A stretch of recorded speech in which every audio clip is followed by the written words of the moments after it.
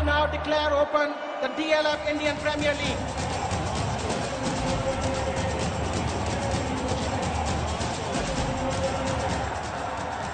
This is truly a momentous day for India and for the great game of cricket.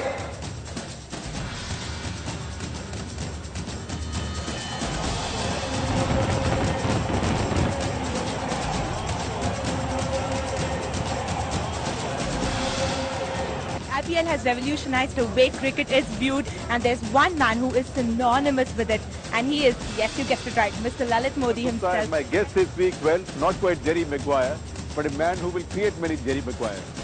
Alright, now with me is the one and only Mr. Lalit Modi. I'm lucky. The IPL Commissioner Lalit Modi and Shashi Tharoor, the Minister for State for External Affairs, are set for a face-off. BCCI then emailed a 34-page charge sheet against Lalit Modi. So finally, Lalit Modi is out. He's out of the IPL, out. 7 months later, Lalit wants to tell his side of the story, arranging for Mihir Bose, former BBC sports editor and renowned business and sports commentator, to meet in London for a frank and open interview. What follows is the result of that interview.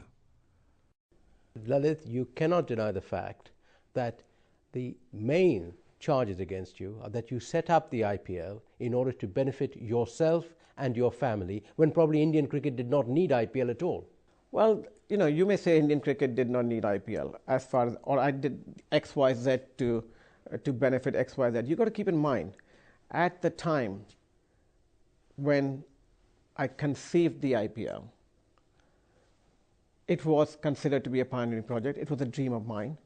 And it was something that I think the people of India needed and wanted. And as any pioneering initiative, a pioneer can go out there and get the goal. Or most people who think they're going to be pioneers actually end up on their backs with arrows on their backs. You took the gold, and your son-in-law, your relatives took the gold because they were part of the bidding process. The only way we could take this forward is to bring friends and family. And friends and family are people who either believed in you or didn't believe in you. And if they believed in you, they would go out and invest. I told them a dream. I told them my dream. And I said I would make it happen. And if I did not make them happen, they would be actually out there gunning for me before you would be. And because it's happened today, and it has become so successful, people are now pointing back and saying, oh, you gave it to friends and family. Where were all these people when we were conceiving the league? Anybody that you talked to said this is not going to work. So at that point in time, it was an extremely difficult sale. If you were not a cowboy, you showed misjudgment in tweeting about it, leading to the resignation of an Indian minister and causing the Indian Prime Minister, while he was in the White House, grave embarrassment. Well, that wasn't intended. It happened. It wasn't intended to embarrass anybody. It was the intention out there to get the truth out there. It wasn't intended to, what you call, embarrass a minister or the government. You don't regret tweeting? No, not at all. The issue here is that the way you did the deal cost the BCCI possibly $80 million. I think you're putting the question wrong. The way I did the deals, I made the BCCI billions of dollars, not cost them $80 million. Let's talk about the amount of deals that I've done for the BCCIs in 2005 since I've come in. Prior to me coming in, look at the results of the BCCI at that point in time, how much money they made. Probably the BCCI in a year would make $30–40 million. To what I changed the marketing structure, I changed the way we did business, where the BCCI today, if you look at it, has locked in contracts over $6 or $7 billion. But you don't seem to be accepting that at any point in this, you're facing some very, very grave charges that you made any mistakes. When you pioneer a product, you come out with an innovative product. Of course, when you're thinking outside the box, you are going to upset the old establishment. You are going to change rules. If we did not change rules, we would not be where we are.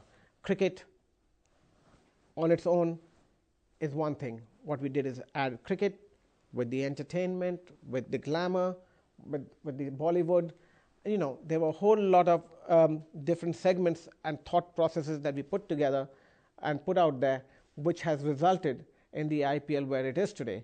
And of course, it's upset some people. And of course, we may have made mistakes along the line. But I don't regret them, because if I hadn't made those mistakes, I wouldn't have corrected them and gone forward and made it better. That is why today we are the world's hottest league.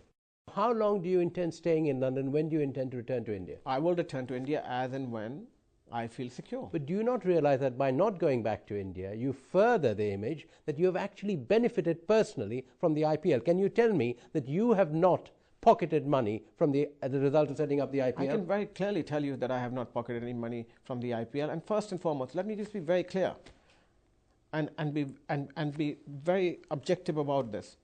When I set up the IPL, if you're talking numbers, let's talk numbers. You've got to keep in mind, I created something out of nothing. The BCCI has benefited, will benefit in the next 10 years in excess of $2 billion, which is never something that they even projected to project, that they were going to get.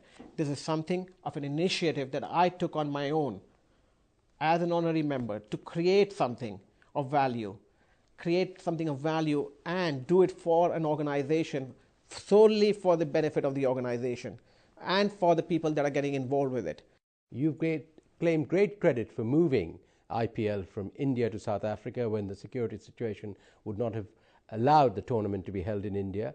But there have also been allegations that as a result of that you personally benefited from it. How?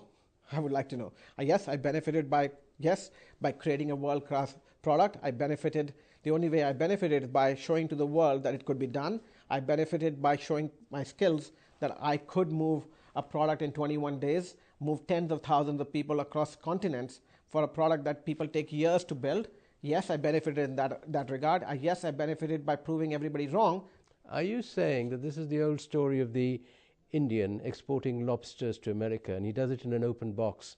When the American says, why do you do it in an open box? Aren't you worried they'll escape? He says, if one lobster tries to escape, the others will pull him down. Is this the old story? Is that what you're saying? That others were jealous of your success? Again, I don't have to say it. You're saying it. Thank you very much. But as a result of these charges, tell me, do you sleep well at night? I sleep extremely well because, again, they're not charges, they're allegations. And how do you see this ending? It's going to end by me getting a clean slate.